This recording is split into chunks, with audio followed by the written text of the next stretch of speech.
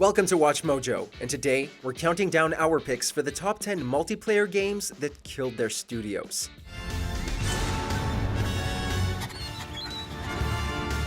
For this list, we're looking at multiplayer games, both local and online, that performed so poorly it resulted in their development studios closing their doors. Did you think any of these games had potential? Which developer on here do you miss the most? Share your sorrow with us in the comments below. Number 10. APB All Points Bulletin, Real-Time Worlds.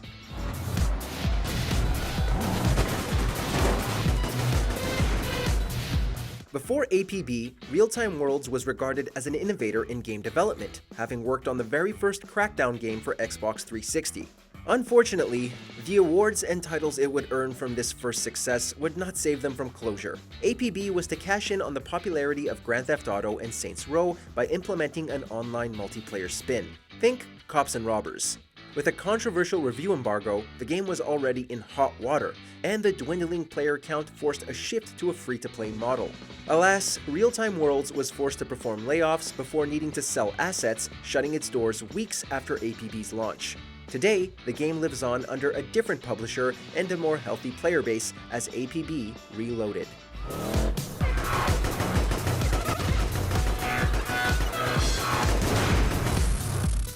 Number 9.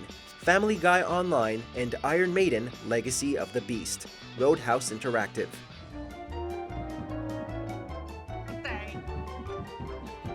Roadhouse Interactive was a Canadian studio responsible for these two bizarre games.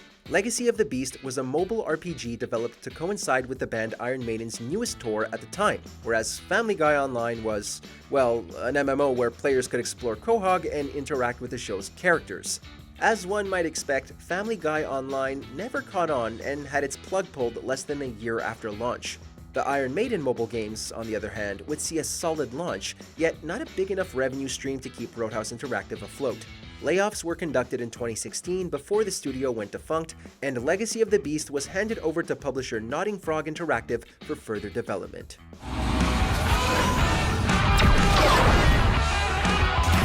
Number 8. Cartoon Network Punch Time Explosion, Papaya Studio. If you have never heard of Papaya Studio before, you aren't alone.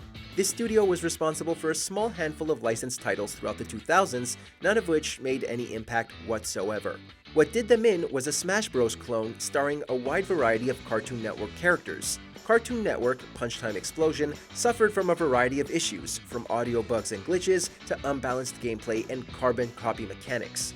In other words, it was a worse version of Nintendo's acclaimed fighting franchise. Even with an expanded console version, the game performed about as poorly as most would anticipate, both commercially and critically. Papaya Studio would shut down sometime in 2013.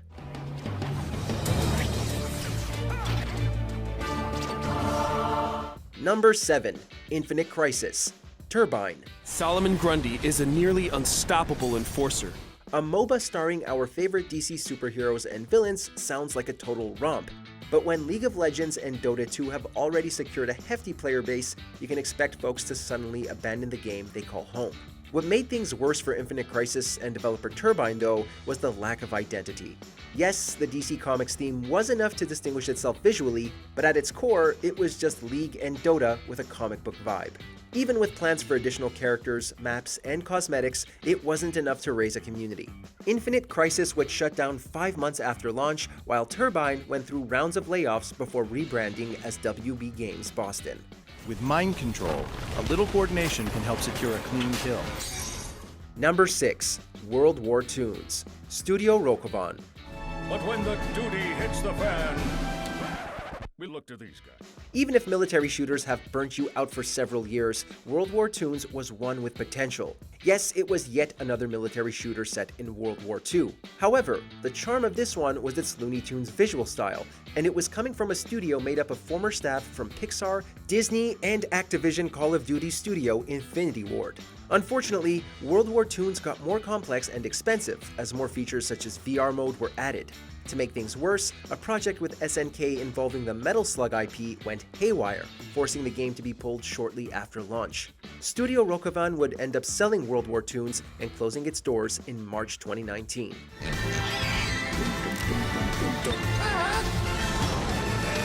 It's World War II! Number 5. Split Second, BlackRock Studios.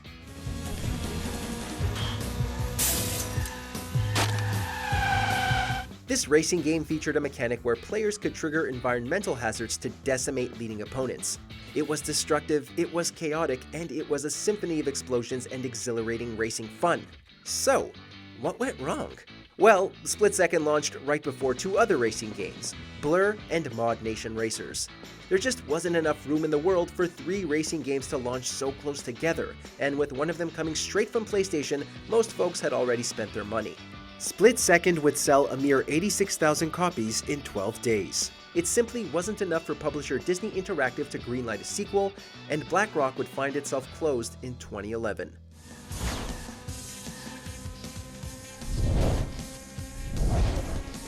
Number 4. Fable Legends, Lionhead Studios.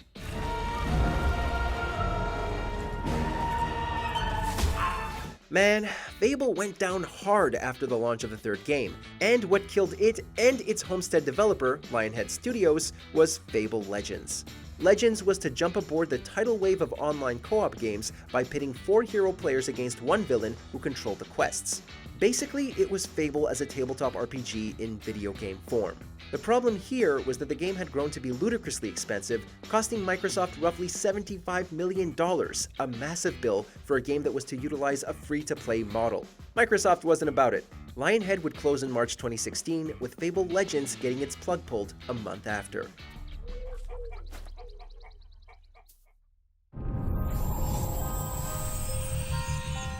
Number 3.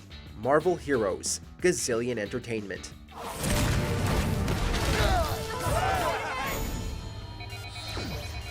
This MMORPG starring Marvel's greatest heroes would go through just as many trials and tribulations as DC's Dota clone. Indeed, Marvel Heroes found a small yet humble fanbase in the few years it ran, thanks to its roster of characters and simple gameplay. Everything turned catastrophic for developer Gazillion Entertainment after Disney decided to revoke the Marvel license. By this point, all of Gazillion's resources had been poured into the game. There was no other source of income for the studio. Unable to further operate their only game, Gazillion was forced to close and completely shut down Marvel Heroes in 2017. Number 2. Radical Heights, Boss Key Productions. The Honest Corporation has announced a brand new Radical Heights Dome to be completed outside of New Baltimore in the spring of 2024. When it comes to multiplayer games that destroyed their studios, the case of Radical Heights and Boss Key Productions is arguably one of the most prolific.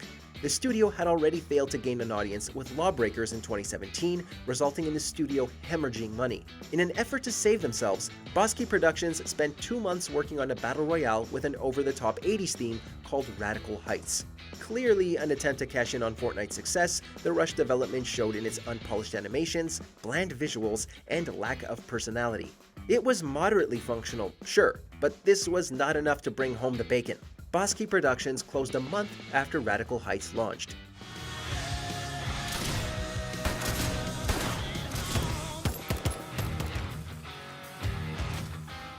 Before we continue, be sure to subscribe to our channel and ring the bell to get notified about our latest videos. You have the option to be notified for occasional videos or all of them. If you're on your phone, make sure to go into your settings and switch on notifications. Number 1. Triad Wars, United Front Games. To get to the top in Triad Wars, you gotta be strong and you gotta be smart. That means you gotta go out, you gotta raid real people, you have to make smart decisions to get the most out of that so that you can rise to the top. For a time, it seemed like United Front Games was on top of the world, having developed exceptional kart racer Mod Nation Racers and the critically acclaimed Sleeping Dogs. trouble came as soon as the studio dipped its toes into online multiplayer. Smash plus Grab wasn't catching any attention, and Sleeping Dogs was too valuable to abandon even with a cancelled sequel. The studio attempted to make an online multiplayer game set in the Sleeping Dogs world called Triad Wars, but the beta showed a bleak future as players were not about the base building and monetization. Towards the end of 2015, United Front Games announced its closure and stated, quote, "We've loved seeing how you've played Triad Wars, but we know it wasn't right for many of you."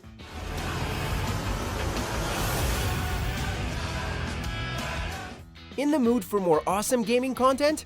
Be sure to check out this video here on Mojo Plays. And don't forget to subscribe and ring the bell to be notified about our latest videos.